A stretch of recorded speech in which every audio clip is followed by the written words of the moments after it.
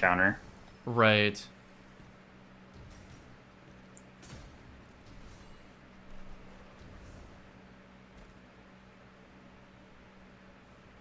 I think from here I skipped a boss, right? Because bridge is pretty straightforward. We're just give them a second because they might do the EK thing. Let's see. No. Oh, okay. Yeah, you're right. The EK thing. Well, what EK likes to do is he likes to run behind everything, like the 2 ogres in this room.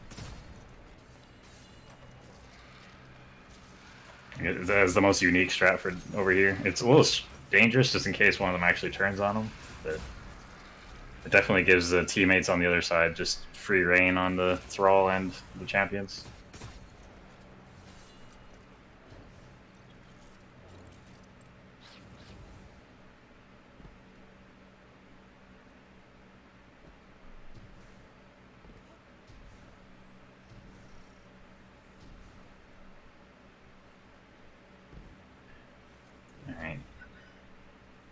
Alright, so it seems like they get a melt strat here. So we saw Mac's team, they kind of just, you know, slowly chipped away the boss until they were dead. We did the thing where as soon as they split, we melted them. We'll see if which way they go for here.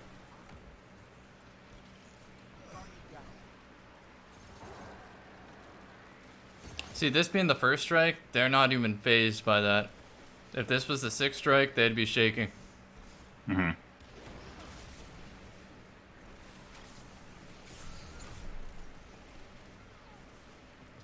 Having breakfast right now, Indica? Oh, okay.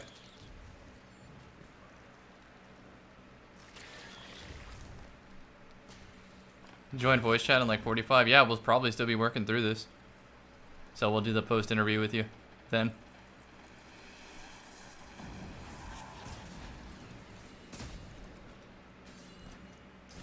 I think all 3 have Izanagi, so Izanagi's definitely the best for this boss just because she moves around so much. Having a hit scan weapon is just going to be a lot easier than trying to lob nades at her. For sure. I feel like the head's pretty generous too with the way it's shaped. Mm-hmm. And both the first and second phase, as soon as she's visible, you can start shooting, like her little intro animation against shooters. So you can... Indica says it's going to turn very funny in a sec. Somebody's probably going to get launched. Neither of them are. They're not really melting. The barrier's on top. Wow, that was a good shot. Oh, shit.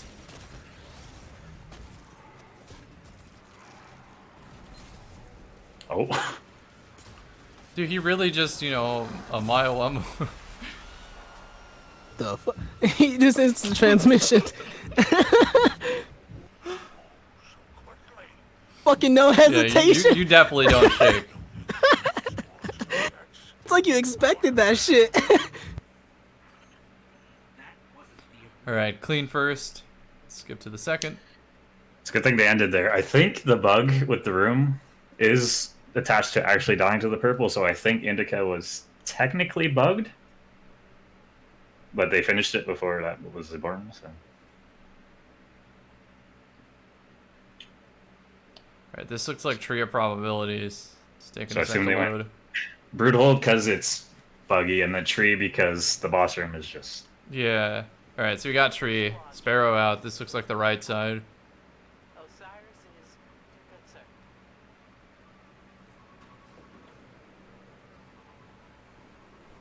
A lot of people go left because it's safer, but the right side is where all the action is. If you're gonna clear the room faster, you want to be over here. Oh, unfortunate. It teleported down. That'd have been great, Stagger. Wait, hold up. Is that an Austringer? That's an Austringer. Oh, that's going away. Pog. So is that ornament that you paid I just wanted to wake up Drew. Yeah, so is that ornament that he paid for. Exactly. Feel that pain. Didn't have to remind him, Drew. Oh, he got fucking hunted by that legionnaire.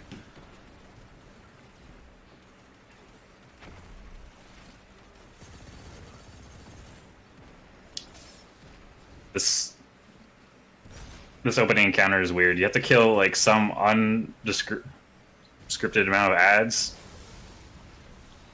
It's some number. I think that the main idea is kill the champion, kill all those everything that pools on the right side there. Maybe one or two other things, and that should clear the way. Wow, that Scion was like, hey, I can do that too.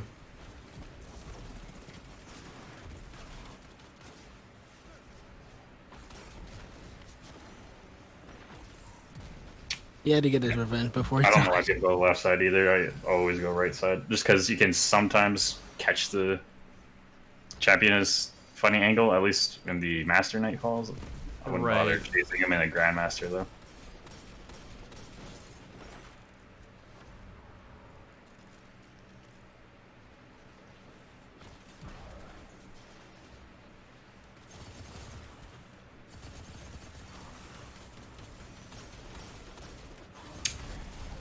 Force is like Omega RNG.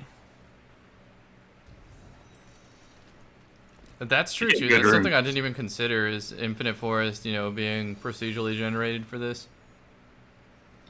So far they got 2 good rooms. They didn't even really have to invis at all. You can get rooms with just a bunch of orange bar torch hammer goblins that just you're in a really tiny room and it just wrecks. They just wreck your shit if you try to walk in on them.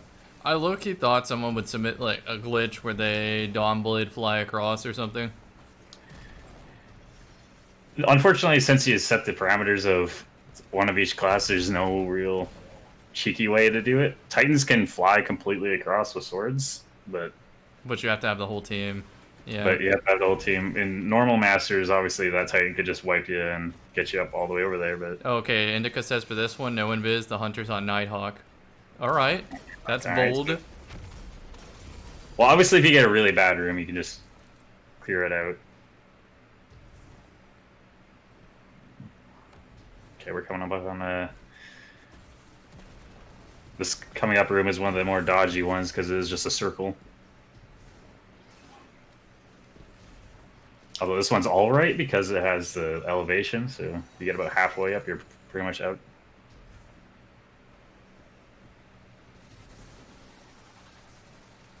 It's true, you're using blinding nades, that's definitely makes up for it.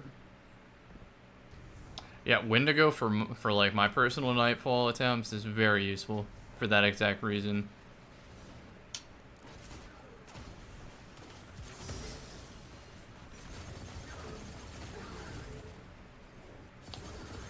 What is causing the Warmind cell to pop out? Is it a teammate's or his? I'm trying to figure out which. It's got Nighthawk. Not sure what the Titan's on. Last time we checked, it looks like a bubble because that's a Saint 14 helm on. Tyrant Surge in the well. Okay, understood. Arc damage in a well equals arc ability? Yeah. Yo, that's so crazy. So I didn't know that. Super would make sense. That makes sense to me. So then Killing Tally plus the Phoenix Protocol plus the Tyrant Surge, that's real clever. See, I normally use the Rasputin machine gun because it, you know, has the chance no matter what, but had I known that that's how it worked, I probably would have used Kill and Tally too. That makes a lot of sense. If I knew how that would have worked, I would have put that into my well build. Holy shit. Right, that's huge. Sandbox innovation. Mm-hmm.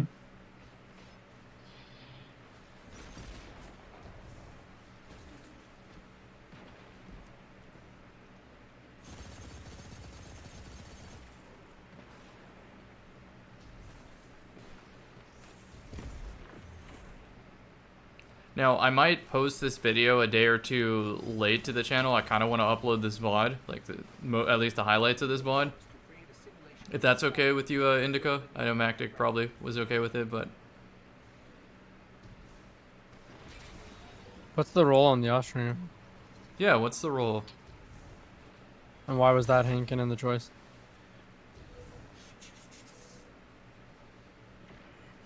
See, he's on Divinity, so you need a kinetic hand cannon. So he's likely either on Overload or... Unstoppable, yeah. I would assume Overload because there's no Unstoppables here, but he might... You never know, he might just be using Unstoppable for stagger purposes. Well, yeah, stagger, and he also has divinity, so he can use divinity for overload and everything. Yeah. But I was gonna say, Elite, it's PSO2 day tomorrow, so if my PC is rendering a big video, I can't be playing. Well, maybe I can. I just can't be Yeah, streaming. I need what you or Perp to be on for me to get any benefit. Yeah. Hell, I might jump between JP servers and NA. Oh wait, now that I think about it, right now it's 1 p.m. in Japan, so The strike has one buggy part, the desyncing on that laser. Yeah, I was the unfortunate victim of that last time I tried this.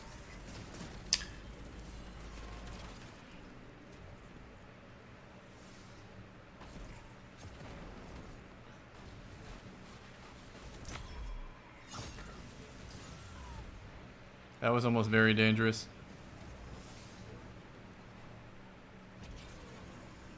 Ooh, yeah. Finishing in the milk.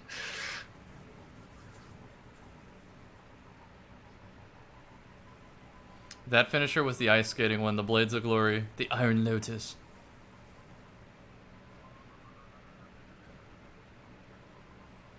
Oh, those lasers will basically one-shot you, so that was daring route they took there. what if I'm just do a flip? Perhaps. And then they dink with the sidearms to finish. Why am I so tiny? So you can see the clock. So funnily enough, their strat is very more reminiscent of last season. Yeah, I think- this one so far it looks very similar to a master strat, minus the Warmind cells. I think too many people have kind of just thrown away Izanagi as a weapon because it got nerfed, but it's still like the best. No, per dude, shot I don't damage. even think the nerf was significant, to tell you the truth. It's not enough to not take it out of like the best just single shot damage.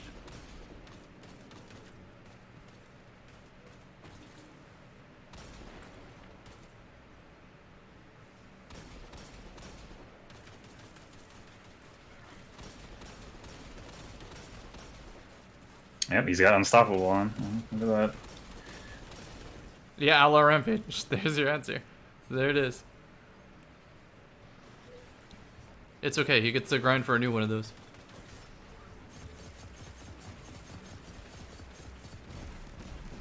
Man, don't you guys love running on a treadmill and gambling and from Rumble?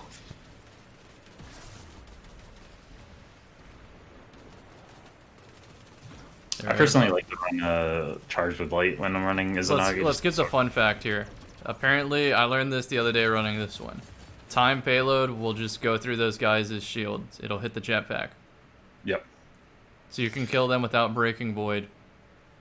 And if you really have all the time in the world, you can sit there and unstoppable shot them. Actually, that's been a thing since launch. Well, Are we doing- I played by the rules. I broke the void shield every time. And then they just instant melt now. That is such a better way to deal with barrier champions. Sneaky says you can also do it with the explosive rounds. Okay.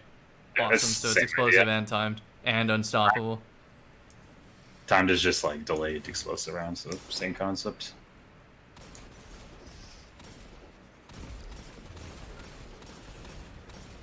And back in year one, the meta was Better Devils and Manananan, so I mean, you barely even pay attention to So those chat's guys. asking why barrier champion not regenning. Just simple, because they're doing damage.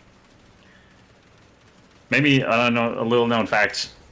Barriers will stagger if you break their shield, but they won't regen if you're in the act of damaging their barrier. So if you just kind of dink it without, if you're way out of range to break it, it'll still not regen, so you can just kill him when he comes back out, either way.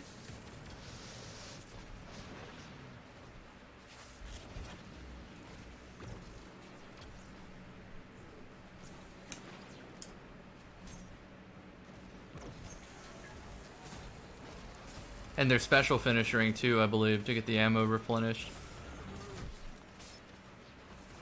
Guaranteed.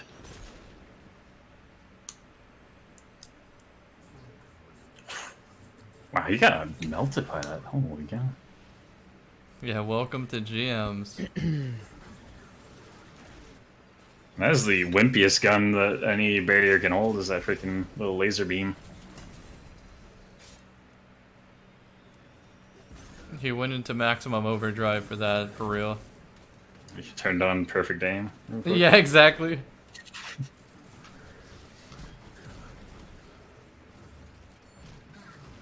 So there you go, I see the finishers. So the ammo's on the floor, which means he's probably about to get trashed by Nighthawk. Single Nighthawk. So he doesn't even bother with the well because his focus is Divinity. Yeah, you could, you'd get a little more damage with Divinity, but that's not really your point. Yeah, he's just trying to make his teammates damage more. So if he's at an off angle, it just kind of splits the aggro. Makes sense. Okay, and this is like the crux of this strike right here. Tiny room, crap tons of ads. So now it looks like they're choosing one of the champions, working one at a time, of course. Go for Dorky Boy. They're in a well though, so the torch hammer isn't as scary. I wonder if any of them are collecting more mind cells. I doubt it, but you never know. Doesn't look like it, no.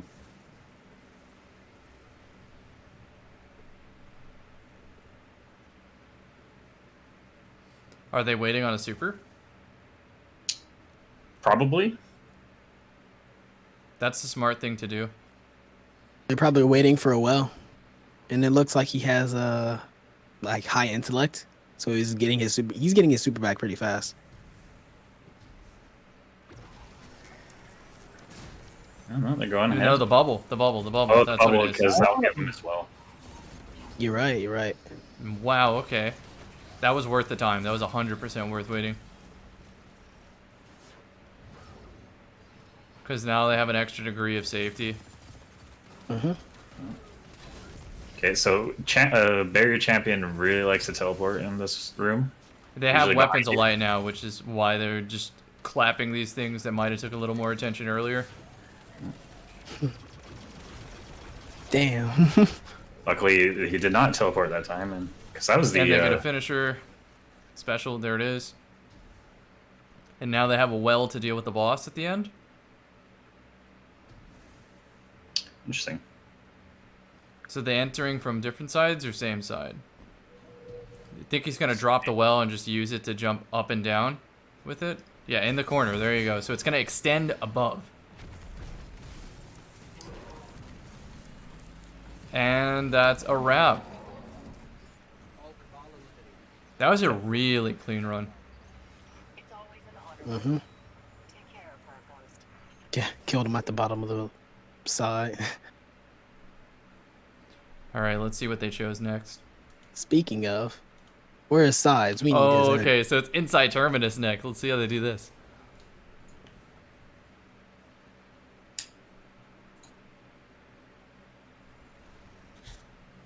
I think a lot of people don't give Insight Terminus credit. That middle room is a little crazy, and then the boss has just got so much health. Looks like Exodus Crash, actually. Oh, here goes the dregs on the pikes, the deadliest enemy in Destiny, no doubt. Should have a stat for how many people died to a drag on a pike in that week.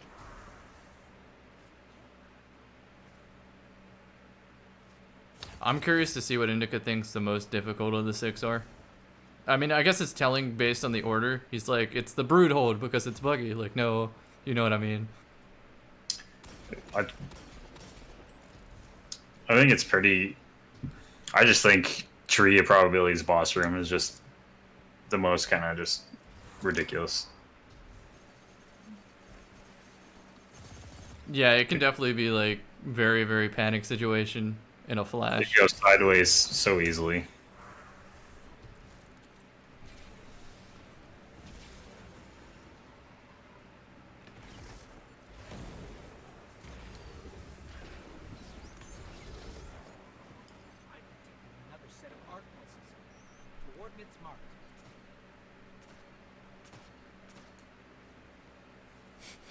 That was a flex. Just gonna aim at him. Knows his teammates are gonna destroy him.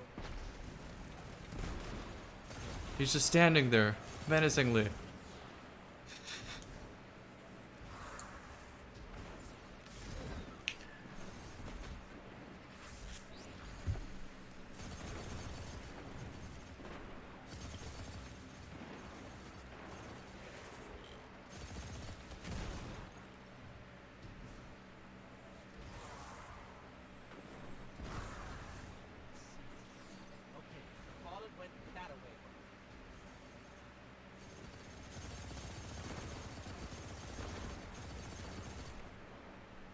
So I wonder if his gear has any machine gun gives you super energy, as in to cycle the well and the fallen armaments most likely. More than likely, just add Storm of Lead to it. You know. Yeah, Storm of Lead, then fallen armaments that his nade kills guarantee more power ammo, which gives super, and then he creates Warmind cells with Tyrant Surge in the well, which then can do a number of special things. It's well thought out. The thing that works really well, the Storm of Lead, because Star Phoenix Protocol only does about 75%, and then it just stops working at that point. So Storm of Lead will just kind of help get that second well back really quickly.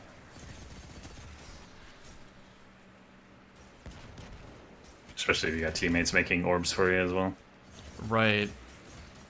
But the big thing is, if you're a Phoenix well, you want to dodge teams' orbs until you've capped on Phoenix's energy. I'm just saying, this is kind of the point of the tournament. You get to see things like this and really dissect why they're doing certain things, because they had to decide what is the safest and fastest way to do this.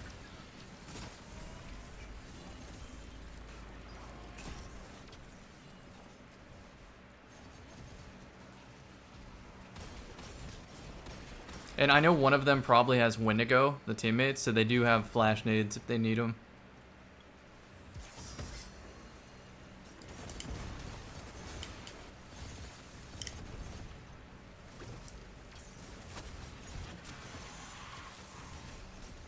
Will those, I mean, they're clearly shooting the nades on the floor for a reason. Will those one-shot you through a well? Or maybe combo to death? I don't think the grenades will one-shot you, but... Okay, that look... Oh! You'll see. Slightly delayed for me, Yeah. so... Oh. I think one of his teammates finished on him. But you saw it just before he got flung. Although he didn't get one shot, like he just got comboed by things and he almost I died. mean, like the ad just like Now yeeted him into the wall. Now I see why they're shooting the nades, because they wield power far too great.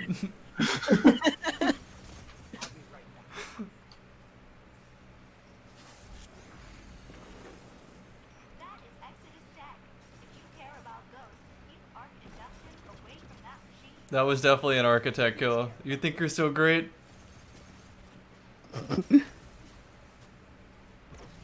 Now, the safe strat would be, for the most part, as soon as you see Az, to get the hell out of there.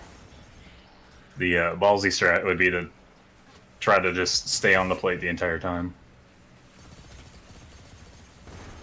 They've obviously opted, at this point, I guess, 3 strikes in to be a little more safe.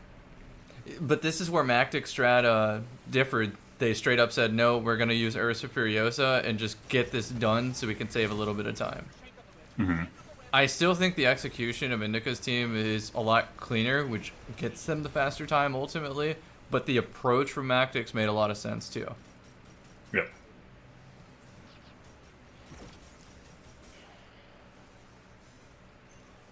So chat's asking how he's getting his grenade back so fast. That could be a combination of things, but I think it's from not only Benevolent Dawn, which means if your teammate stands in your rift or well, you get faster abilities back.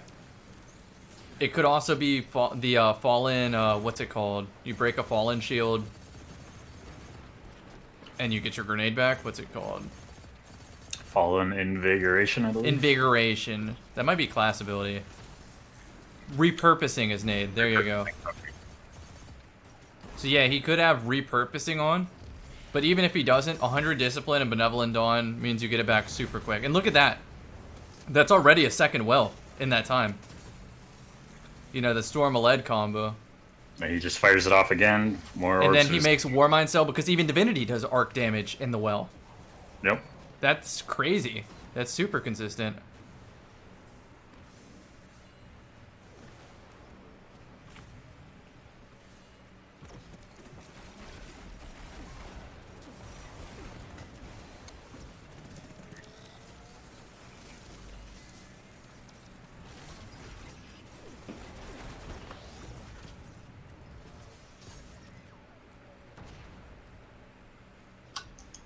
There's a lesson for well users. If your teammate's using barrier, remember barriers are gonna definitely target the person trying to break the barrier. Oh, as if it's like programmed that way? That makes sense. Mm-hmm. Yeah, Dimitri, anytime you have any fun facts, shoot them because it makes that VOD a lot better. For people who are watching this and like, what is the GrandMaster of GrandMasters doing in this strike? Hell yeah.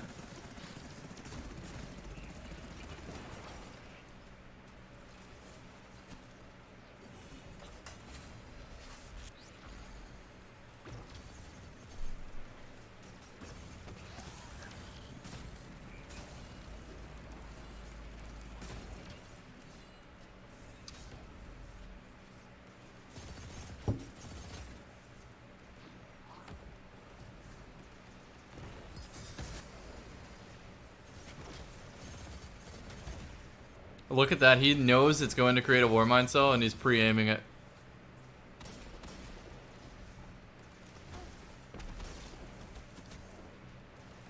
Remember, the solar grenade creates burn damage, so that means they're not going to shield up sometimes too. So, yo, is that an exotic on the floor and he's ignoring it? I would have been like, sorry guys, I'm wasting this time. 30 seconds. Give me that OEM. Oh my god, yeah, there it is. Yeah, there's an exotic on the floor and he's not getting it. I would have threw the grenade on it and just went for it. Do we play the same Destiny? Yeah, right? They'd be like, Cam, why'd you run out there? I don't know. It's the sense I get from a lot of, like, very much people who play PvE regularly are just drenched in material and loot. Like, they're... Oh, he's going for it. He's going. Luna faction boots. Okay. Hey, he turns back. 2 seconds wasted, Indica. Shame. Alright, there we go. No, I know he's in chat. See, if that were me, I'd already be menuing, like, dude, let me check my vault. Let me go see what build I can create with this. And Drew would be like, come on, Cam. We're going to finish this. Yeah, like, I don't really even need to look at exotics that are on the ground. Man, I fucking do. I need them. You're not needed here. You got 0 range. That's why you went back. Okay, I understand. Your teammates are sort of sniping the way ahead. Oh, yeah, you can see all those empty pikes. Yeah. That's some good RNG that, like, all the pikes kind of hung out right there. From... So, seeing as you can run into random players here, they could just kill the Nightfall enemies, right? For the other players, do they appear as Grandmaster difficulty? No. Right. That'd be horrifying. New light players just like, oh, I'm gonna go see Failsafe, and then just some Omega Drag just fucking stomps them. Like some genetically modified drag. Like, sorry, dude, you got in the GM version. So, pretty much, that means in future competitions, you could have the hero, the blueberry hero, that just clears all the pikes and stuff for you ahead of time. Dude, if I'm ever there and I see pikes, I make sure to shoot them. Some groups gonna get annoyed by them. Everyone in the stream starts alluring all the pikes to the entrance, like, all right, fucker, come around that corner. Like, there's another compilation ruining Cammy's tournament by luring pikes.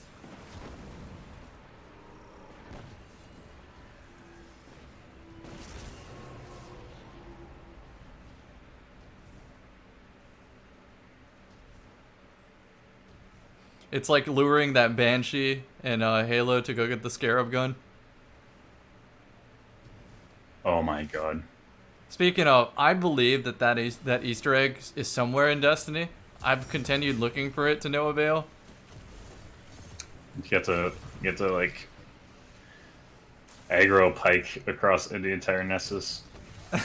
And a door only opens with a pike. Exactly.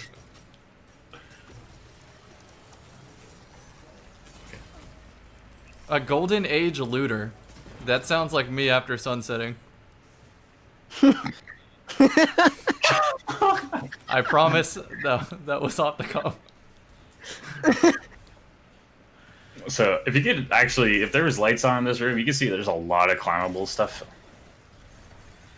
So I would not be surprised. I haven't seen it yet if they take some sort of.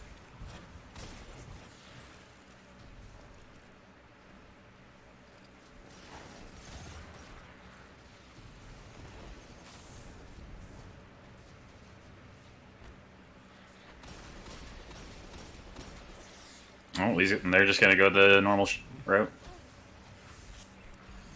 I think they Trust that his teammates will kill the trash.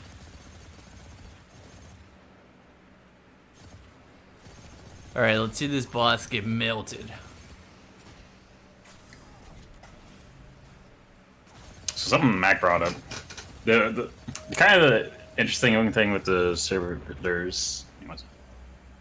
Okay. Is that when they are active, they do that invincibility aura that all the other servitors do. But unlike other servitors, that does not go down ever until they're broken. Okay. So their aura is extra menacing. Yeah. If you so happen to have the boss and a barrier servitor in the same spot, the bosses will just be immune. Until you can either at least break the servitor or it kill goes it. away. Yep. Luckily, servitors are relatively slow. So they're very intentionally leaving that one for last. The 2-bullet reload. And there it goes. See, they're not even by the safety box right now. I don't know what's going on. Yeah, there's. Well, here it goes. He's going to create some cells here in a sec. There goes cells everywhere. Because I'm sure the other people might have Tyrant too. Yep, so obviously their plan is, with Warmind cells, is just to obliterate any ad that comes into existence. And then like the killing pre- tally stays up too. Yep. And look at his super bar. It's almost already there from the Storm of Lead and the Phoenix. Yeah, you only need like, I'm gonna assume 10 kills to get it up there. Probably a little more. And he's about to get it right now from Storm of Lead. So they obviously leave the first side of the room because that side becomes like permanently arced. Oh, what the fuck? Okay, this might get wild here in a sec. Oh, he's clutching up.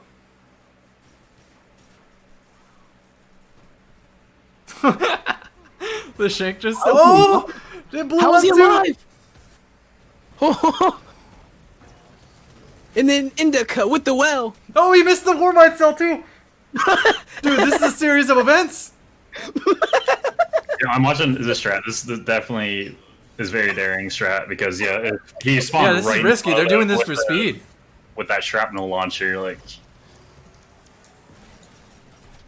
Oh, here comes a barrier servitor too. Oh god. 3 of them. Three Warmind cells in a row detonation with the global reach. That'll.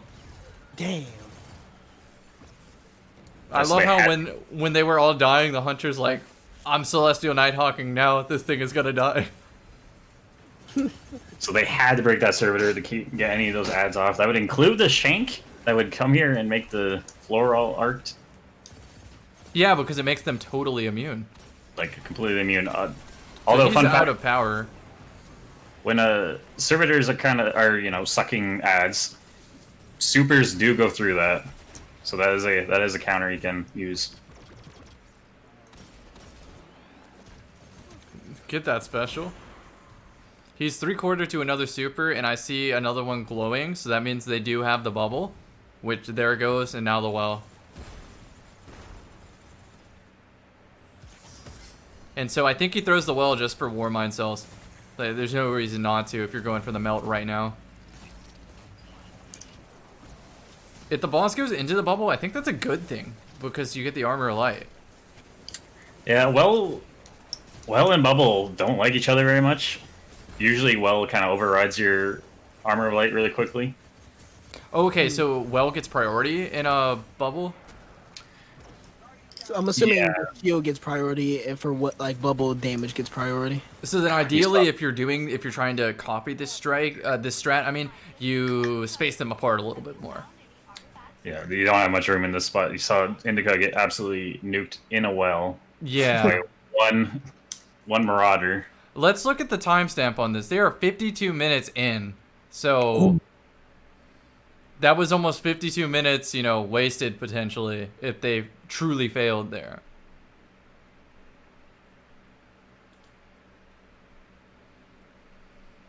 And it keeps getting easier from here because they ordered them from probably hardest to easiest or most inconsistent to consistent. I'd say that's the better term. Most inconsistent to consistent. No shaking them. Fly knew what he had to do and he did it. I agree. That was well played. Insight Terminus. No. Yeah, it is Insight Terminus. That's the next one. So, right off the rip, Sparrows. Sparrows, it's... Remember, though, they're terribly hard. 50 minutes in. So they might not rely on just sparrowing through. I think they're making decisions. Yeah, on the fly plays. Agreed. Going up high is alright. There's usually two ads right on this little plateau they'll be driving by. Yep, there's those two. They're pretty easy to dodge. But being a Grandmaster, every once in a while, ad just turns on perfect aim and decides you no longer deserve life. So what is Fly doing? Or did he already get in? He got in. He's in already. I think Fly just decided to go for it, and it He worked out. probably, no, he didn't have Invis, did he? Still Nighthawk? We'll see in a sec. Obvious one is tapping the Divinity sometimes, ammo conservation, but still getting the bubble. Yep. You're That just Minotaur gives me a problem on this one, so I always burn a flash nade on him. So we can deal with the barrier champion.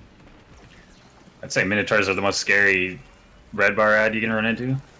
The teleportation is kind of annoying. It is a little predictable though, so it's going to be interesting if they ever do some sort of champion mod on a fusion rifle. I think that'd be so funny. A Minotaur can fucking dick you, honestly. Yeah. Gotta be careful. You can't let them get caught. Oh lord, he coming. They just seem to have the strongest melee of normal ads too. Yeah. I think Karate Chop of Doom. I think I've gotten one shot by a couple of them before if they got when they got too close. Mm-hmm. Wait, did they already? I didn't even see them take out the other Hobgoblin. Yeah. They already did? Okay, so the Hunter's back on Invis. The Invis likely here is for speed running more than safety in this case.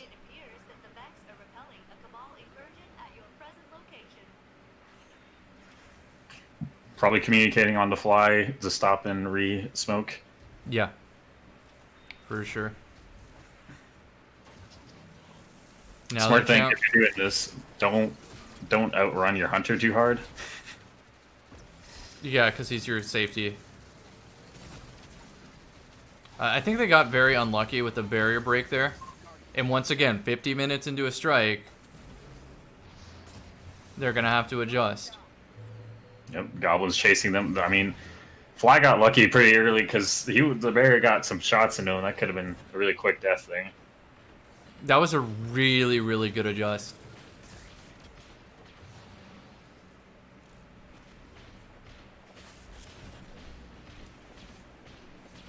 So now they're all loading their Izanagi. They're going to take it a fresh start. Oh, the ads are starting to creep up though too. This is really turning into a series of unfortunate events, but that's GMs for you. That's what I was saying earlier. If the ads can't see you, they'll definitely like just sort of loom towards you. And look at their ammo situation now. They don't even have Divinity, and they have to go for Platinum. That's part of the rules. Yep. You know what though? Honestly, even resetting at this point would not have been a bad call. Because it only would have cost you 4 minutes.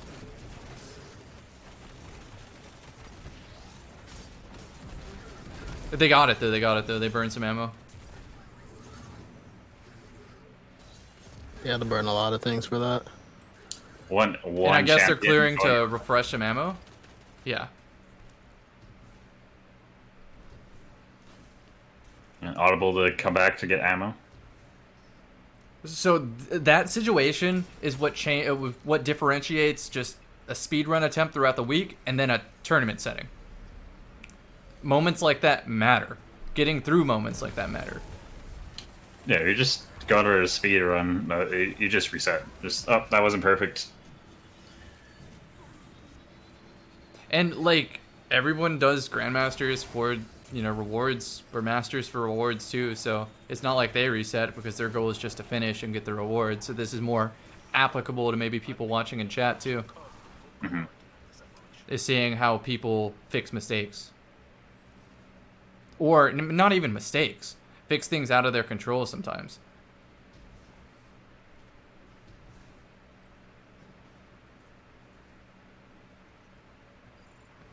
Indica says it gets pretty good now. I believe it. We must have a strat to run through the ads in this room. I'm interested now.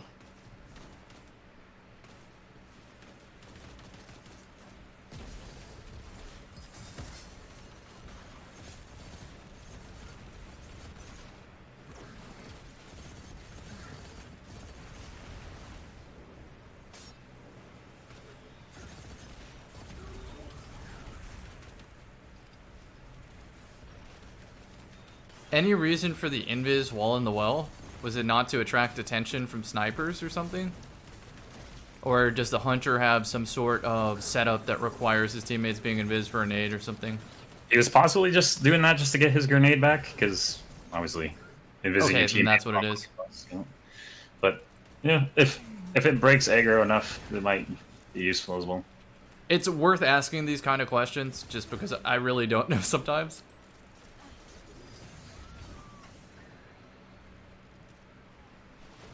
Oh shit, he healed his teammate instead of him. And it cost him, but the Izanagi and Wendigo is gonna clap this guy. Well, yeah, that's unfortunate. He healed his teammate, then Unstoppable gave him. Heart of the pack, that's what it is. It's heart of the pack. The faster reload and stuff. And more armor. You know, that's another interesting question. We know the combination of mods to survive solar, which, remind us again, Dimitri? Well, it's basically just 3 applicable mods. Okay. So, like, let's see, Solar Sniper, you want, like, at least 1 solar resistance, and then 2 of the, that Scions class. are minor, right? So 2 minor resist and 1 solar. You should be able to tank a snipe. Yes. I wonder if Heart of the Pack makes it so you need 1 less of those. And then your goal in this Nightfall is just to keep Heart of the Pack ramped up. Does it give resilience? I think it does. Yeah. It gives recovery, resilience, and mobility. Okay, then. So if you're the kind of person that doesn't run any resilience whatsoever, and that makes a difference in you getting 1 shot or not, it might be worth just tossing the smoke because of the resilience. Yeah, especially high in these, mobility too. in these like situations where you're just hanging out in the well, and you might as well just kind of throw your smoke at. Because you're going to get it back anyway. Yep.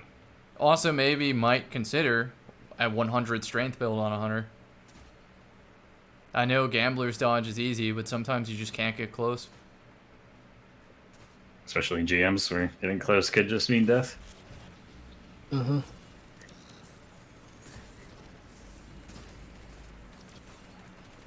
Once again, they're just kind of dinking the shield, and they'll destroy them whenever it goes away.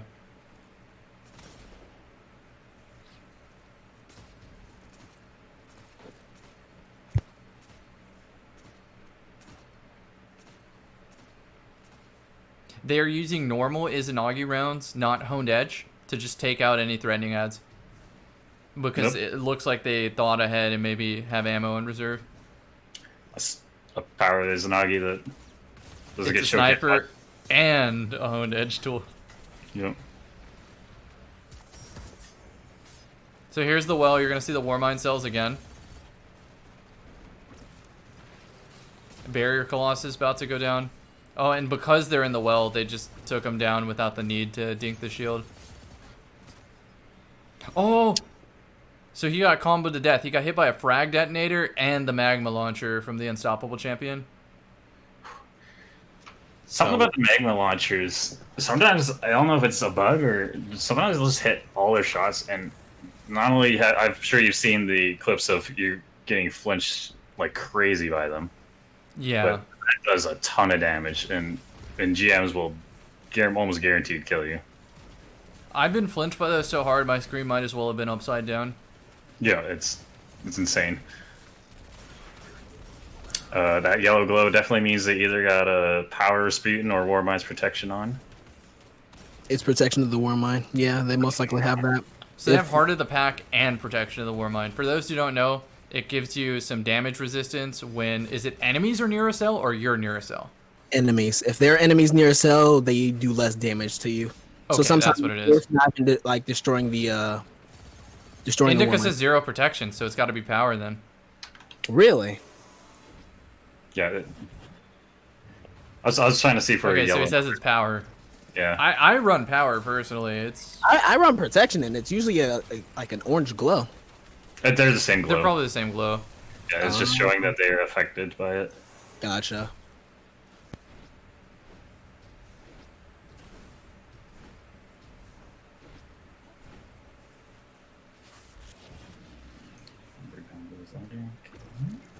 Alright, another champion. They're in an Emperor, so they might just kill it. They might have even purposely waited to shoot until the divinity took down a certain chunk of its health, so they wouldn't even have to worry about the anti-barrier. Yeah. Barriers won't barrier up until about a sixth of their health is gone.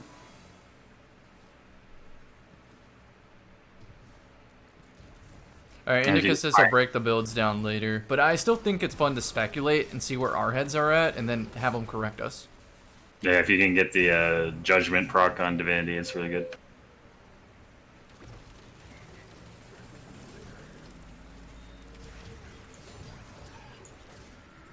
I would answer that in chat. He probably holds down because he has more than enough ammo. With between special finishers, because they have to feed their Izanagi, you might as well just hold it down. It's free DPS.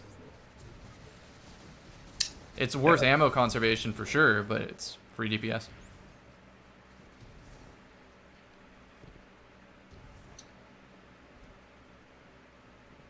Yeah, both the Hunter and the Titan are both running special finisher and are very liberal with it. With the Phoenix protocol, I think you can be very liberal with it too.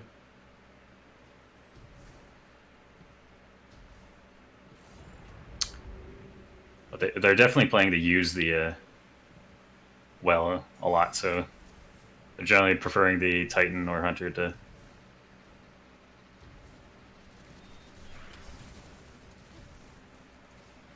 Alright, good use of Invis, no waste of resources.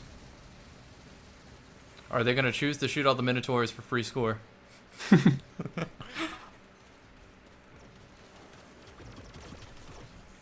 Alright, go for the Hydra for the world drop chances. Yep, they go for it. Oh my god.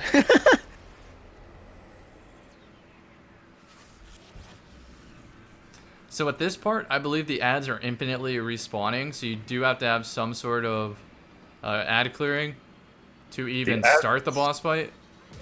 Yeah, the ads are infinite spawning during a plate section.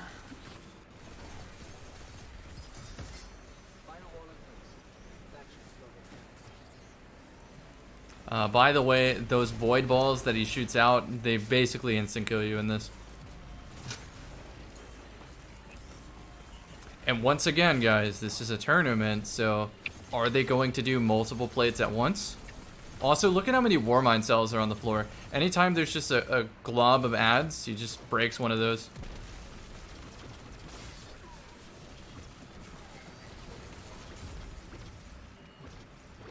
This is where Wendigo probably comes in really clutch.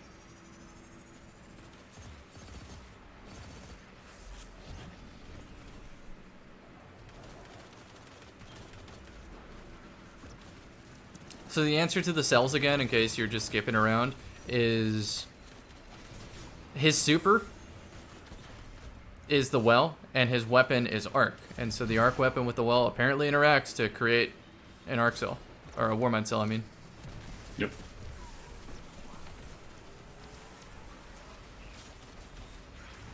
All 3 have tyrants on. And there is like a cooldown on how many you can personally create, but since all 3 of them have it, I'm sure that just keeps adding up. So it turns their well into just a complete ad nuke, which is the kind of stuff I wanted to see in the tourney. Yeah. One Warmind cell in GMs isn't really enough to kill, especially like legionnaires and stuff. I mean, if you got like 3 of them, pretty much everything red bar is I like the dying. bonus effects that it does with the other Warmind cell perks, like the disruption or the stagger. And you know, it wouldn't surprise me too if it's kind of like Telesto, where there's just too much shit on the screen, too many Warmind cells crashes the game or something.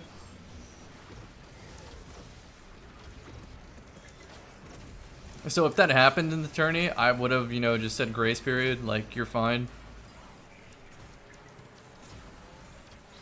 Because that would have been a real unfortunate way to find out.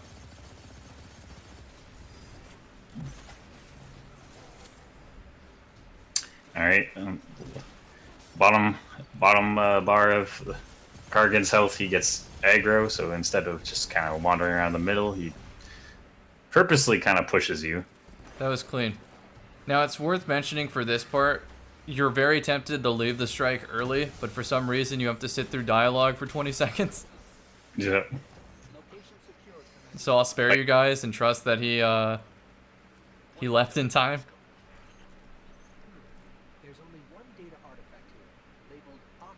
So we got to hear about Otzot.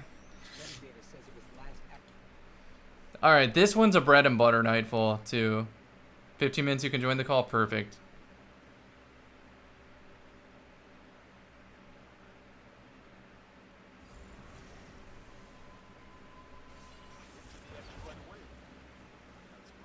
This one's a bread and butter strike for a lot of the PvE players, because this one's one of the more renowned farmable nightfalls when somebody needs a good exotic or something.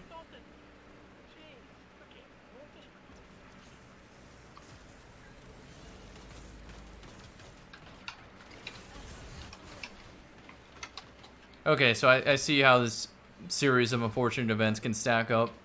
Let's see how bad it gets.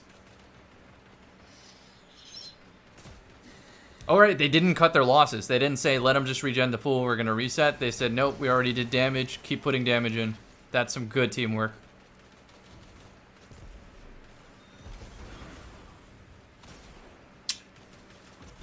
And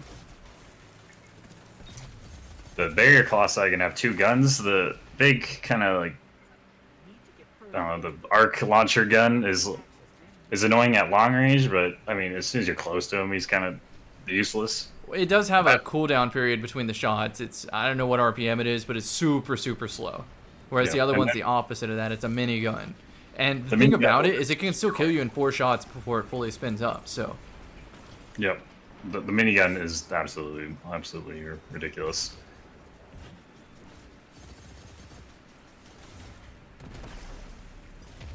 I gotta say, this section in particular, when I run through it, the Warmind cells pay dividends.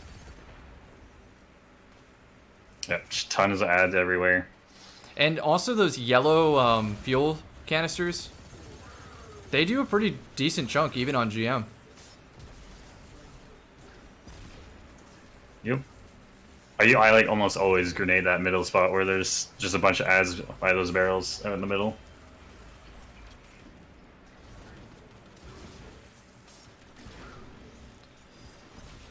So answering a question in chat, kind of nuts that with 2 entrants I got a submission this crazy. I agree, but it's also the nature of the tourney. It's one thing going wrong can put you out of contention for a win. So this is just the one that rose to the top. And it's a fantastic run. I did expect, though, around 10 teams to attempt it. It's still cool to see one show up. Can for sure say about 4 teams at least. Yeah, for sure 4 that attempted it, and then they just said at a certain point they're not beating this one, so they probably just said, we're calling it. Still would have been cool to see them finish out the run and see how the strategies are different, so if they're still in chat, send me the VOD. We'll go through it, see how you approached it differently.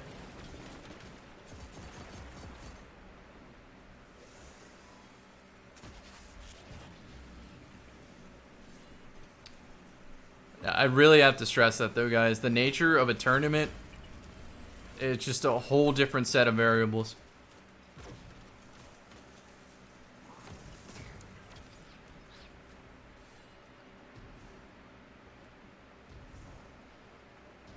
I'll plan to, you know, optimize this idea in the future. Maybe instead of a 9-hour period, it'll be a 24-hour period. Maybe it'll be a week. Who knows? I don't know what the right amount is between consistency and optimization.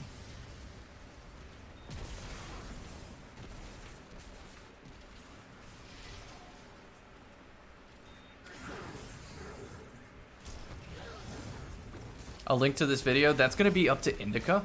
Ultimately, I would like to upload this commentary onto YouTube if possible.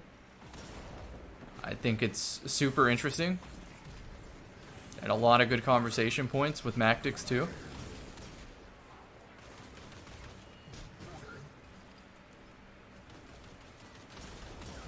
I'm like gonna edit out the VOD. I mean, I've been on recording since I think half of Broodhold. Oh shit. But I might just use that VOD part to just edit in a quick, hey guys, this was the result of the tourney, this is the team that rose to the top, and so forth and so forth and so forth. And then just say, this is now the recorded version of the VOD. I thought it was interesting. We talked about some cool stuff. Are they going to go under or just direct? They're going direct. The usual. But over there, you deal with the Colossus seeing you more. Oh, that's one way to do it too, is just go under the bridge. Oh. See, I always feel like this side's more consistent, but that's a different way of getting there. Oh shit. Remember that railgun has like a very, very refrigerator-sized hitbox. Yeah, that will guaranteed hit you through walls. But I think that is more purposely designed than. Whoop.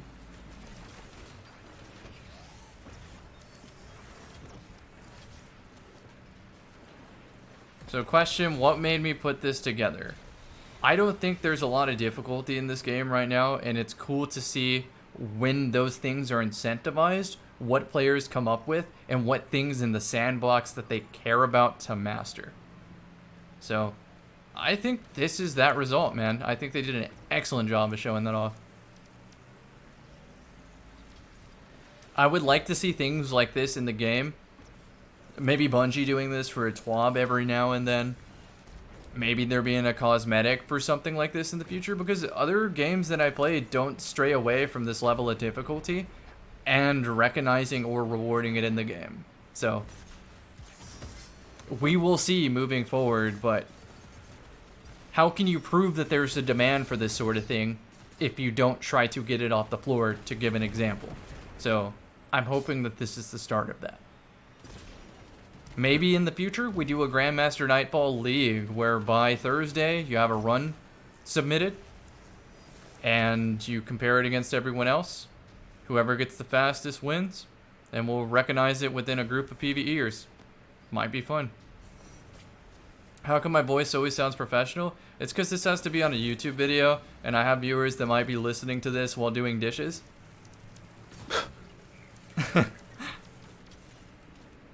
It's funny too, because every time there's something like this where I mainly have to listen, that's exactly what I do when I'm doing the dishes.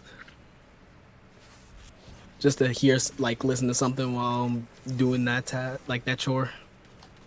I think I mentioned using Divinity at that range is not easy. He literally can't see what he's shooting. Yeah, Divinity at that range, it's super inconsistent. And I almost feel like it's almost connection bound too. Because I see some players, the Divinity just, I know they're on point on their screen, but it still flickers on and off. Or like it looks like they're on point and... Yeah, you can physically see the laser hitting. It just doesn't, it doesn't give the bubble sometimes at that distance. No, I was going to say, for some people on their screen, it looks like it's hitting, but for your teammates, it looks like you're not even aiming correctly. So, yeah, Chad, I mean, I hope at the end of the day, this is an entertaining watch. You're learning something new. But also, I do hope that this is a start of saying Grandmasters can be watchable when there's these sort of difficulty restrictions applied to them. Because this isn't just one. It's all 6 for speed. And that might be that magic that Grandmasters on their own are missing.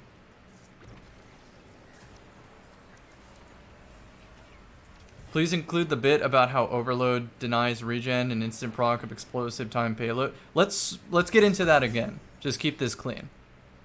Dimitri, do you mind explaining that one? How Overload denies the regen? So, unlike other champions, Overload champions is their mechanic is kind of more constant. Whereas if Overload them the first time, they stagger like unstoppable, and they just kind of sit there pouting about their pain. But when they get back up, you still need to overload them, like, because overload stalls energy or ability regen, and their ability is stupidly fast health regen. So it lasts like 5 seconds or so. So as long as you hit them with an overload proc about every 5 seconds, they will not get their health back ever. So essentially, just keep shooting with overload if you don't want them to heal. And as right now in the game, there is the auto rifle SMG.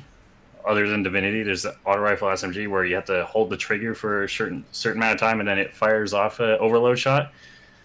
To me, that one's insanely inconsistent because you're just kind of having to spray at them and hoping that bullet hits them of your spray. Unlike hand cannons and sidearms, where you just have to hit them enough for it to proc. And right now, I'd say burst sidearms and explosive / time payload hand cannons are by far the most consistent. Because I would agree with that. Because explosive payload and time payload both are count as 2 hits, so it doesn't care. It doesn't care how much damage you do. It cares about how many hits you do.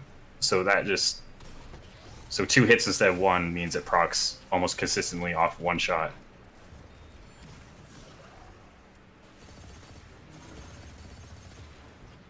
So in case you maybe didn't watch the rule video ahead of time, they do have to achieve the platinum status, which means killing all the spawning champions. And that was, I think, a real good addition to this tournament because it makes you have to do more of the strike. Yeah. With invisibility in the game, you can dodge a lot of strikes. Like just encounters, because most of them are they just throw ads in between you and where you need to be. There are some spots where it tells you got to kill the things in order to move on, but let's just make sure you have to actually engage the mechanic of GMs as champions. I realize we've been sort of all over the place on commentary on this one, but like I said, this is bread and butter for these.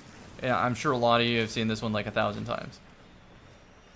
Yeah, this is the most straightforward strike. This is the get from one end of the strike to the other and then fight a boss. And we pretty much know how this is going to go down to. One of them's going to climb the chain. Someone might special finisher on the bridge to give more Izanagi ammo. They're going to Divinity from down below, and the boss is going to be history. Yeah. For people who don't know, there's a flag to get this boss to start like looking down at you when you go up the elevator. That is about most of the way up, and you can proc that early by just climbing the chain. Oh, okay. No. This might be a flag on the play here. I saw him interact there. Does that affect it? No. No, okay, disregard then. If look, one goes they're up finishing, early, they're specifically finishing. They're dropping green ammo on the platform. Okay, it looks like they might not be climbing though, because you'd have wanted to climb a long time ago. Maso was already up the chain. Okay, Okay, so Matzo already went up there. So he was climbing off screen. Got it. Understood. So it looks like they're just hiding for now. So he They're also just hiding. Yeah. Probably so he won't delete them or something. I don't know. I mean, once again, look at how long they are invested into this. They're an hour and a half invested. This is the time to make safety strat calls.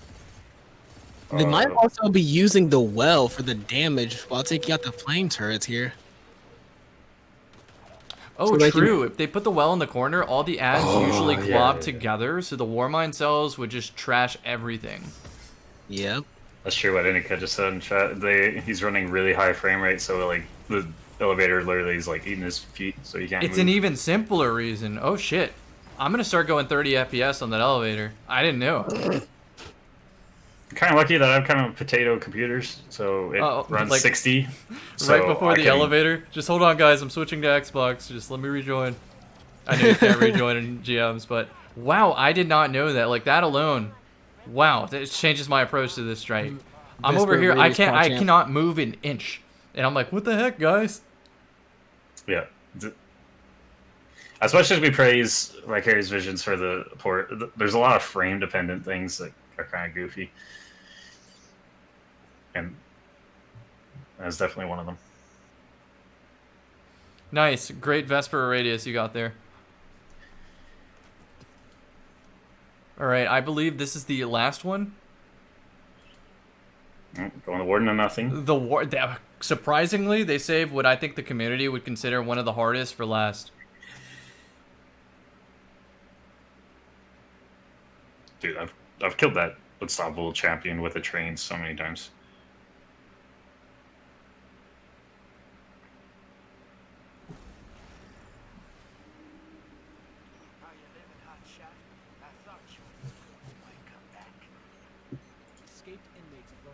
Right.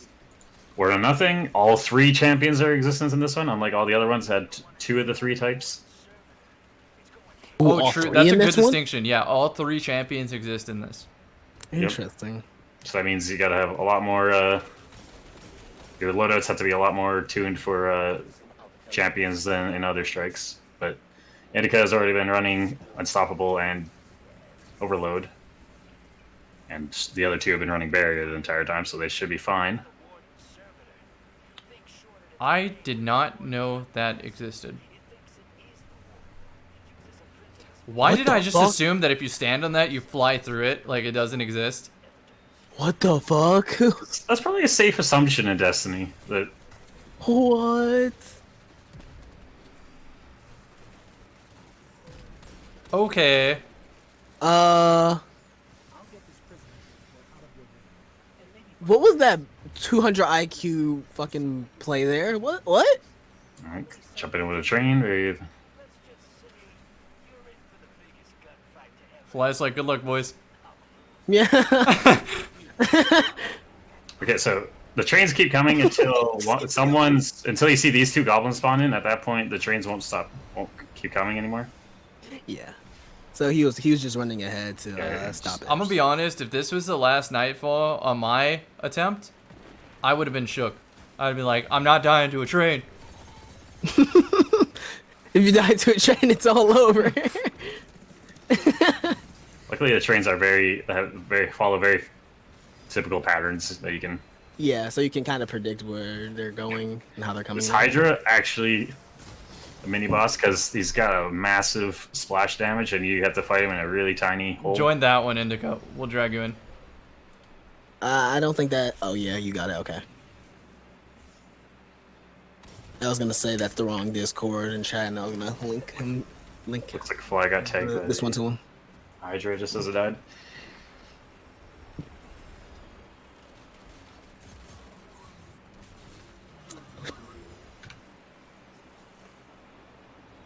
Hopefully that works. Let me try again on the invite.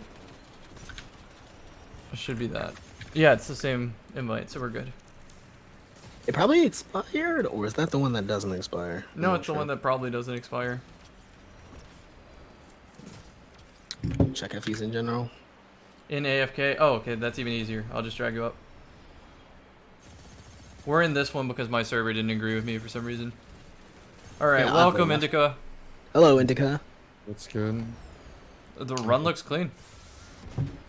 3 minutes in. Right on the radial area and fluid. Good timing. Yeah, that was a moment.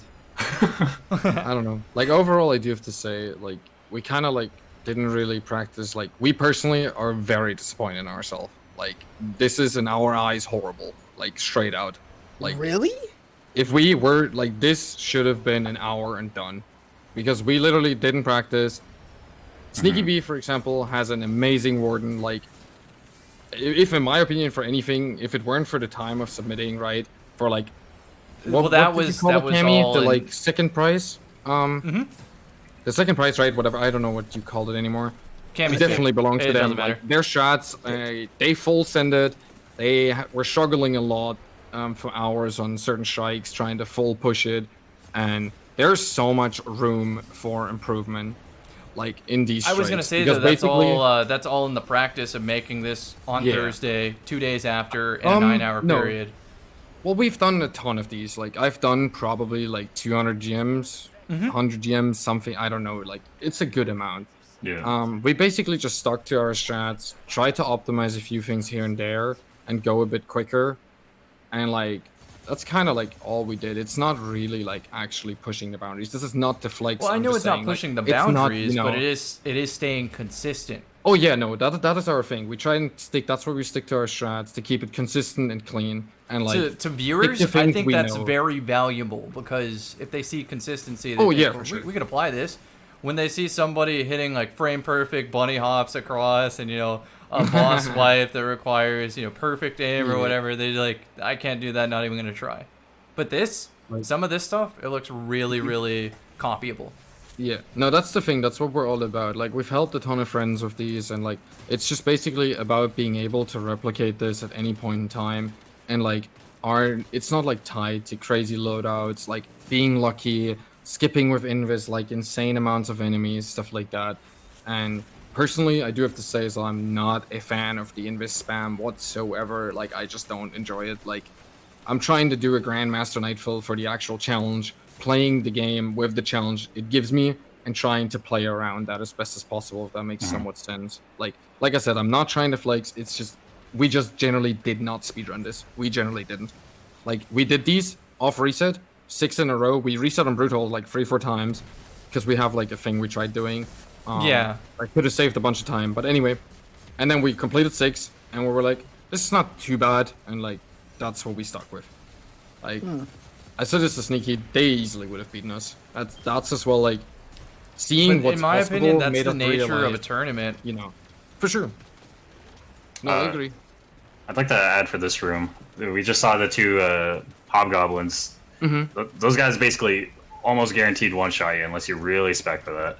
Well, But the way you we can play it, you can counter it by dipping in and out of cover, because they have to like charge their gun and they immediately exactly. stop charging as soon as you disappear from them. Well, this is the thing as well. Like, I do have to say, like, basically the way we play this is like, my teammates don't care. They see a blue ball going on, they will shoot it, literally no matter what. Like, there's no call out which one goes first, stuff like that. It is basically like, you know, they just follow up. Like, the synergy in this team is really like enjoyable to play with, because we just play literally on the daily. Like, I don't know. Yeah, that's the It's big kinda difference. like, you know, and like you say, for example, at champion, right? When we take the left barrier, it's like the rift goes down, and my teammates know if that shot is charging, a heal grenade goes immediately down, so they can tank it and just stick it. Like those kind of like those little things, which you know, are at the end of the day a make or break of champion dying or not.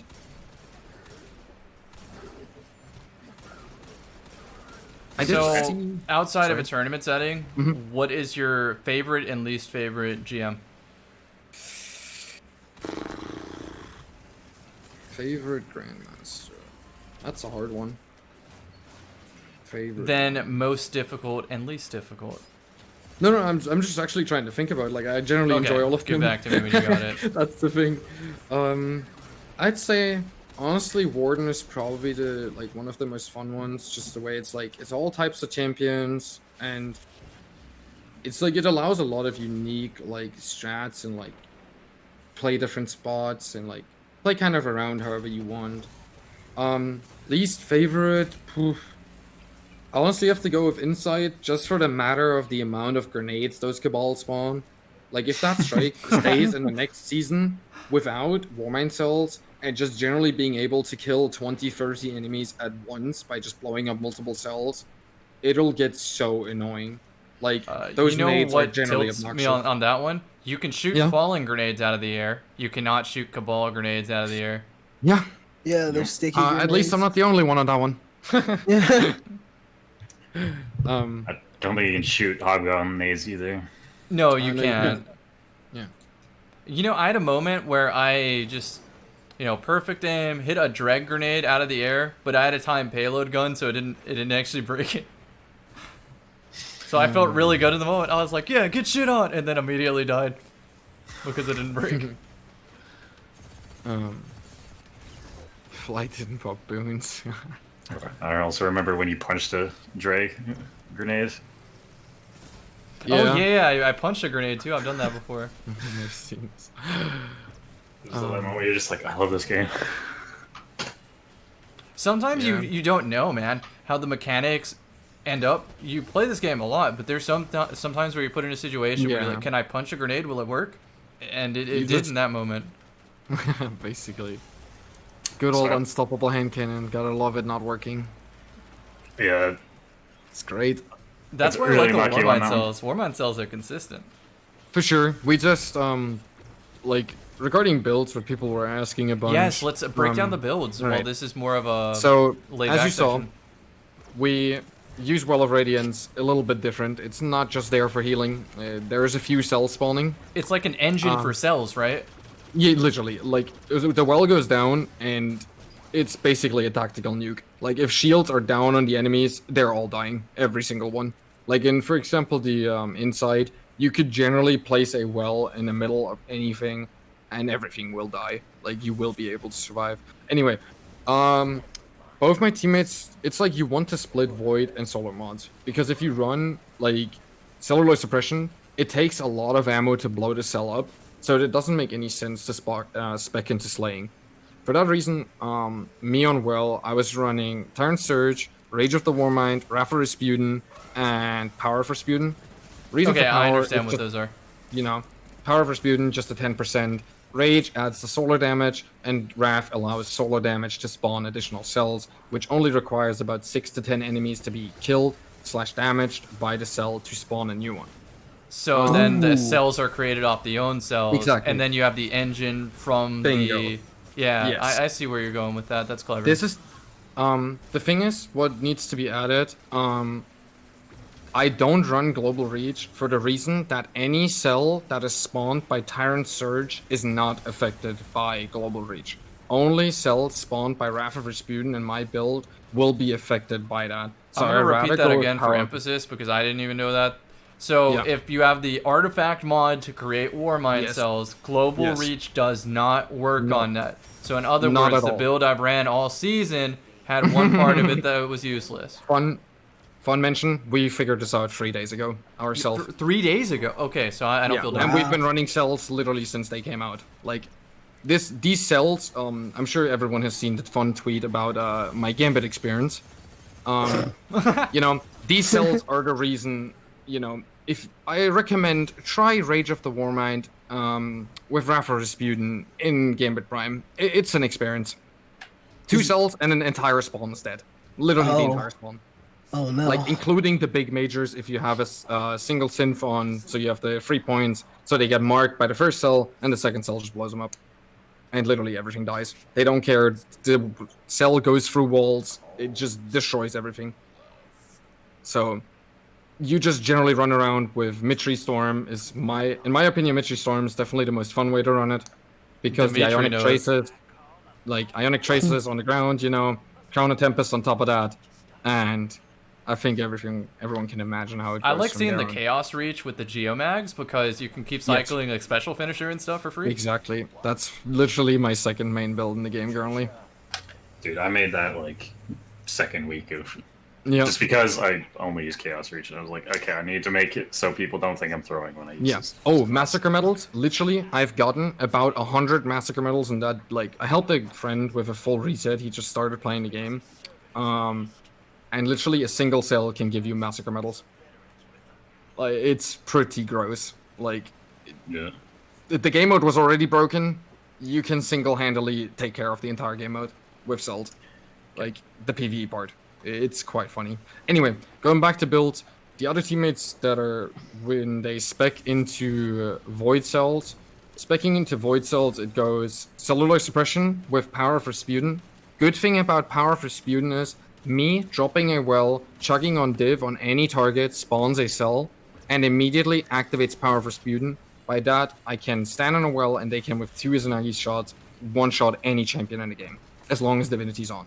So That makes so much energy, sense. You know. So your engine This, creates a cell from Divinity yes. being arc damage, then you get Yep. power of Rasputin from the Mhm. cell, and then the Izanagi's just tear up anything, even Yeah. though they make enemies like sponges. Now, we obviously have the thing, well, we'll run out, we have only one Warlock.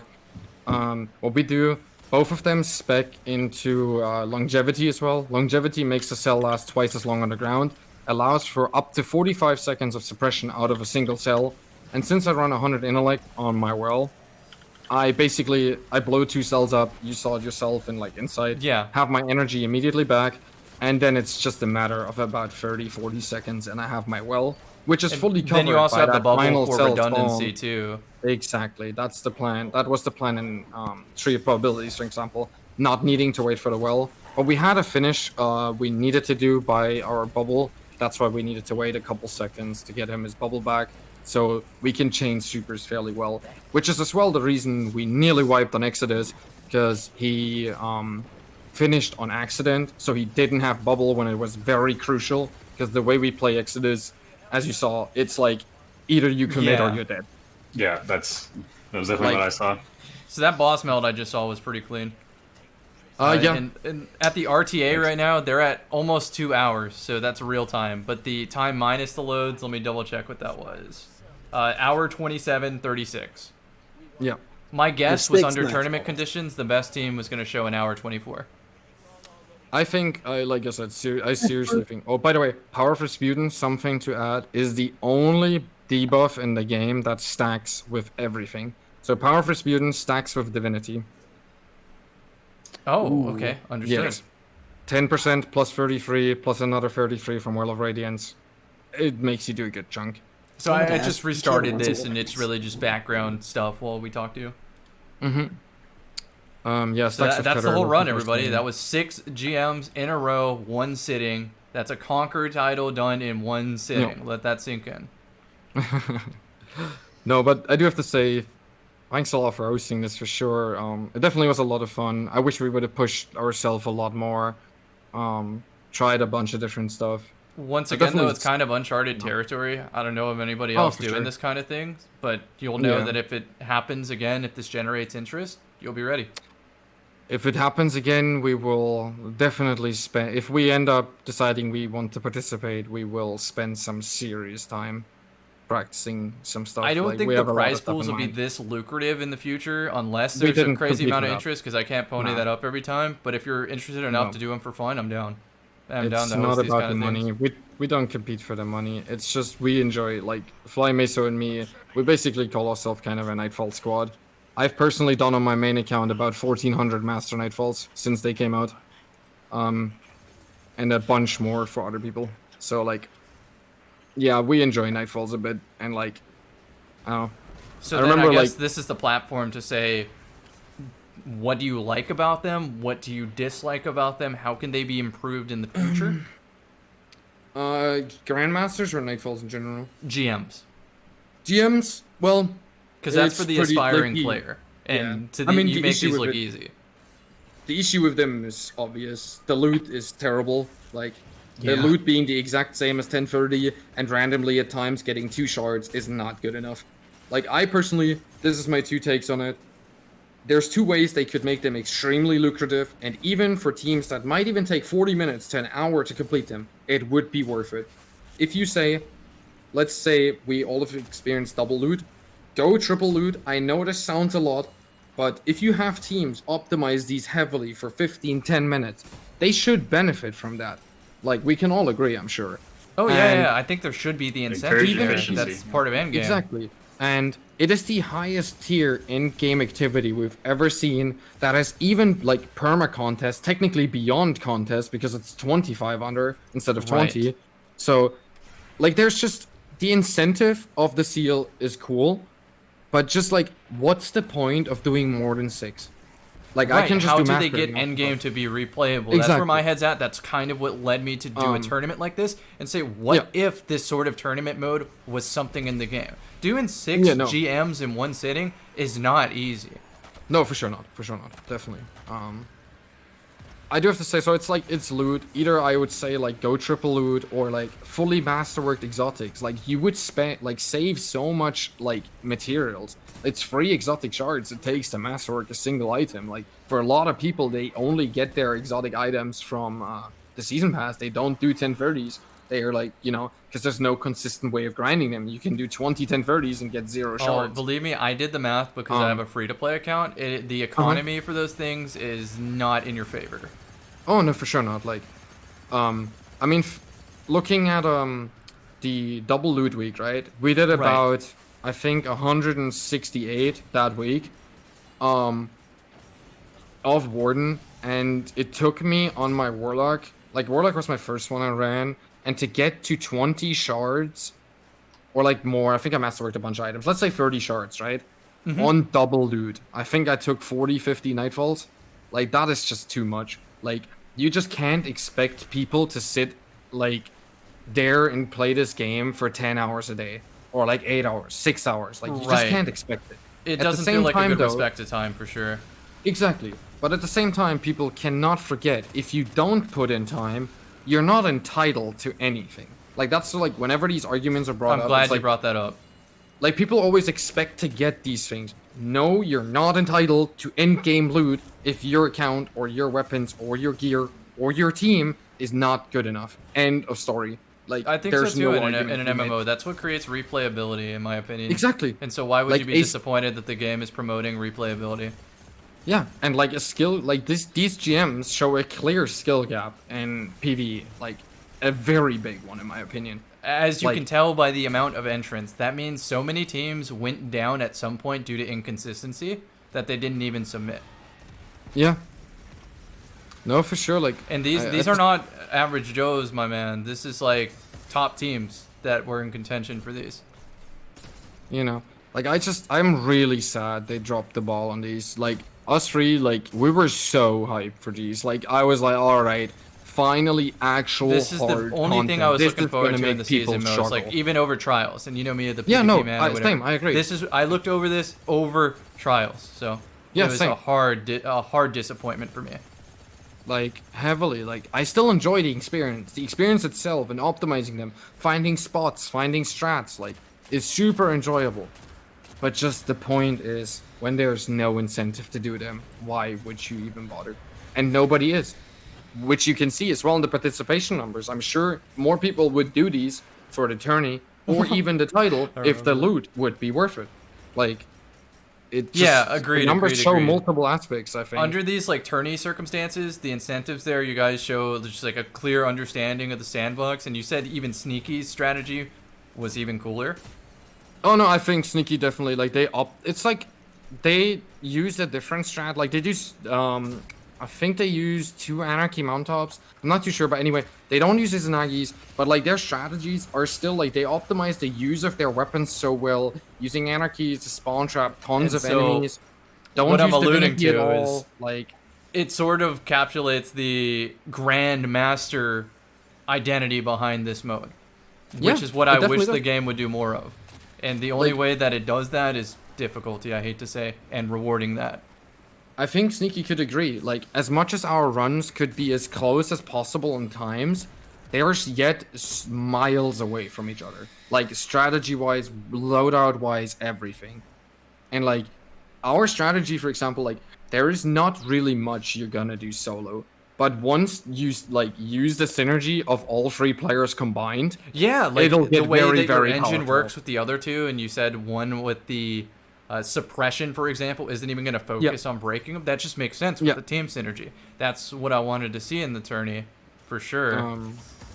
For example, when we used to run Insight before when it first came out. Another thing we like when you run an arc class, it's like if you don't have suppression on, but somebody else does, it's like, can you spawn me a cell? All right, he just overtakes it. Boom, there you go. And like, it just brings like these seasonal mods are so underrated by so many people, and just it really is worth digging into them because they just add a whole new like layer to the game. It's like so much deeper because they actually give you a reason to make a build. It's like, okay, I need grenades. And I need melee, so I go Mitri Storm, spec into Discipline, run Crown of Tempest instead of my standard transversal steps. I run 24/7 and they get boring, you know, or Geomags, and then like do this. Like, it just gives so much more depth to the game. But then again, if GrandMaster Nightfalls aren't worth doing, is there any point outside of the game, or outside of those activities, to really spec into high-end builds? Not really. Yeah, I get what you mean, because at what point is self-imposing too much? Because you can keep doing that forever if there's not a reward for it. You can keep making an artificial challenge on yourself, is what I mean. Like, it's really sad. Like, I really hope. So, are you a fan of the artifact? Like, yes. Ever since they introduced seasonal mods and like built synergy between them with the artifact, the game generally got extremely interesting for me again, made me play more, and a lot different. I've used exotics this season that I never ever would have thought I'm ever going to use again. Like, on Hunter... I see both sides on that, though, you know, from me personally. Oh, for sure. Because as like a PvPer trying to, you know, grind a Mindbenders or, you know, do a Nightfall Strike just for exotics and fuel, yeah, it comes down to whatever the artifact has is typically the strongest, and then I see that I'm stuck with that loadout for the whole season. That's how I kind of feel about it. I can agree to a certain extent. Like, things in like PvE or like normal enemies in this game are like so simple. And like, for example, in Mindbender's Nightfall, if we stick to that, it's like you can run anything and complete that thing in 6 minutes. For sure. Like, you know, that's like, you can literally run around or spare Mindbenders at the end of the day if you wanted to, and like, make it work. But when you get actually into like pushing the boundaries a bit and like wanting to go that way, that's like, I think, when the artifact becomes more interesting. Then again, though, I'm a straight up PvE main, so like it's kind of like hard to see the other side. Yeah, it definitely is, know. but we both try. Yeah, for sure. I think the biggest problem right now universally is that Bungie, and I guess this has been an ongoing thing, but I think it's exposed further with sunsetting. Bungie seems to, at the current moment, they don't want to reward efficiency or difficulty much of the time. I think sunsetting is a great thing in both No, aspects not of whether armor. sunsetting is a good thing or bad thing. I'm the saying rewarding efficiency. The fact that they don't want to reward Oh, I see. efficiency and difficulty. Gotcha. To me, I think there's more light brought to the fact that they don't want to do that consistently because No, for sure. Like, and I wish that they would take this as an opportunity to reward that, but I don't know. I definitely agree. I mean, PvE has been like, you know, for the longest time, just really simple. Like, I'm be honest, outside of day one raids, PvE in this game is a joke. Like, it's not hard. I like, feel that way if you too. really try. So like, I'm if you hoping generally this try, could be the PvE is a start of joke. some way to maybe changing that. Yeah. Like, I just don't understand, like, you know, what's the problem with adding skill gap? What's the problem of With saying rewarding a skill you can keep it casual? Like, the casuals are not gonna, like, because that's what I think Bungie's issue is. They're scared. When I play of other games that have pushing, that, yes, you know. the ability to take it easy is always a choice. Yeah, exactly. And I think Bungie is scared of pushing the casuals, which are clearly their main player base. That there's nothing wrong with that. Like, they're scared of pushing them away.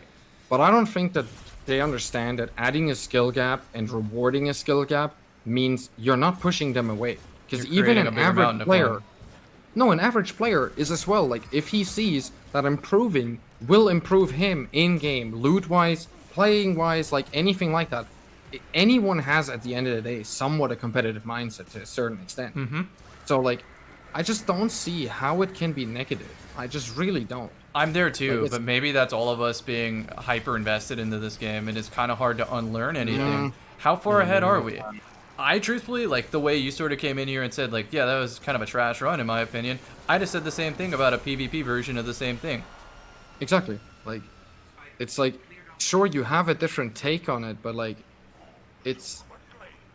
I just don't see the problem with skill gaps. Like, the same thing, weird topic, but like, just real quick. Word line movement in this game was the highest skill gap in PvE. Nothing else actually, like, takes high-end skill. And they just removed it and said, which, if swords would have actually benefited and got better, fair enough. But saying we did this to make swords better, and swords ended up doing less damage overall in terms of, like, heavy attacks, right? Because word line was tied to a heavy attack, is kind of a joke in my opinion. Like, I could see that. I thought they did it from a more class balance point of view of saying Warlock should not be fast and building future encounters, mind you, around that speed.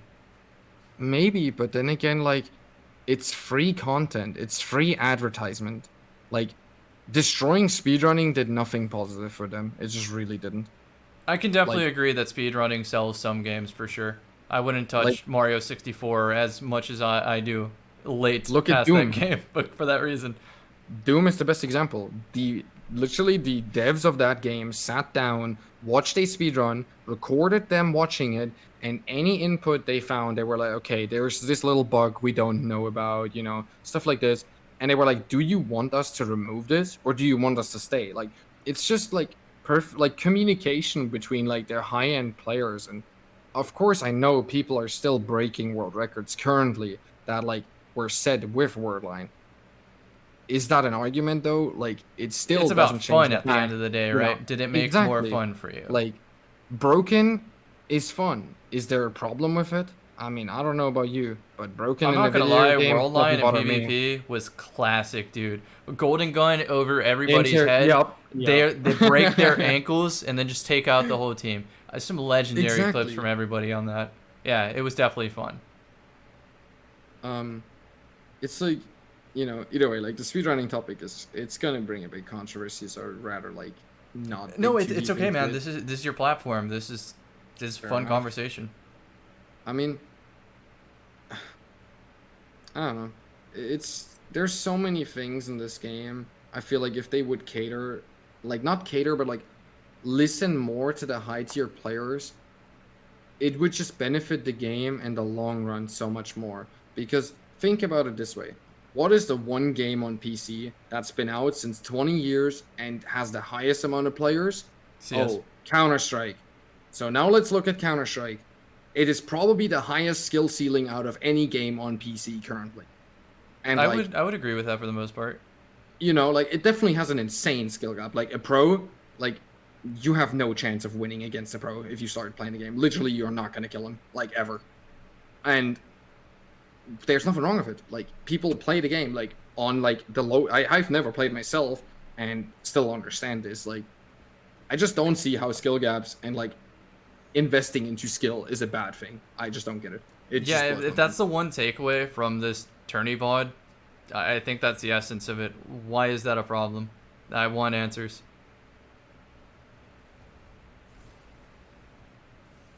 So, I mean, if that's kind of wrapping it up, man, thanks. The run was very entertaining. I know it was a little under your expectations, but I think for the viewership, they loved it. It's great to hear. Regarding the question I saw in chat from people, I know a bunch of people asked for this VOD and like stuff like that. I do have to disappoint. I quit content creation for a good reason. I privated everything on my YouTube for good reason, and it's going to stay that way. Like, this video is going to go private. You asked if you can post highlights of this. Feel free, download it. I can actually as well give you the original file if you want. I want to just take this off Twitch at this point. I've hit record for a while. I think this conversation's very healthy for dev feedback. If, like I said though, if you wanted to like put just the audio over the actual footage because it's a better quality, I can happily upload this to a Google Drive link for you, and you can edit with that, because I know myself how it is editing footage that's not looking the greatest. But yeah, other than that, my Okay, personal yeah, I'll like toy around with end, that. That's a good idea. you know, on my personal end, this will not go public. I just prefer, you know, just playing the game, having fun, kind of playing a bit on an average standard, and that's about it. I just play the game. I That's totally all get it is. that, and I think I'm moving that direction with Destiny myself. Well, it's like, I don't know. It's the same. It's like such a heavy time commitment to make content. You know it yourself, or like multiple people here know it themselves. And Drewsky over here Okay, with the Joe. codes Insane. and Like, the yarn murder board of I mean, I needed to make myself a call between uni and content creation. And in a pandemic, I mean, like, man, dude, uni's got to be tougher than usual for those who aren't used to online schooling. I'm not doing anything for uni currently. My uni, like, I'm studying pharmacy, and my lab is closed till December, like minimum. Understood. And you know, without a lab, I can't do anything. So I'm literally just. So then basically I doing am nothing. going to cut the recording here. Do your teammates want a plug of some sort for social media or whatever? I'm not sure if they care, but I will link you for sure, like both their Twitters and. Okay, those will I be can in the update you. description, barring that they want them being Yeah. there. So Like, I'm gonna go for ahead and cut sure. this recording now. You've been hearing commentary from myself, Cammy, from Dimitri, from Elite 4K, from Drewsky, and from Indica. And then I will also include a bonus of the runner-up team that submitted, Mactics, his team from Garrison. I thought that was interesting conversations too. So if you want more of this, link in the description below. Thank you guys.